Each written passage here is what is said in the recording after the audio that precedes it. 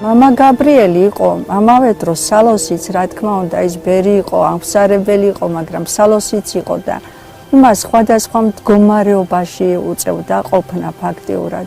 შეიძლებოდა იმ ხელახმაზე დაეყვირა, მაგალითად იყო შემთხვევა, რომ შემზარავი ხმა შეიძლებოდა ამოეშვა და მე მქონდა ასეთი შემთხვევა, რომ აი ისეთი ხმაზე გაყვიროდა მამა გაბრიელი, აი შენობების იქეთ წავედი, რომ ხმა არ გამეგონა, ისეთი თავზარდამცემი ხმა იყო. მაგრამ იყო შემთხვევა, რომ პატარა ბავშვივით, აი ჩვილი ბავშვივით ენასაც მოიჩლიქებდა ხოლმე.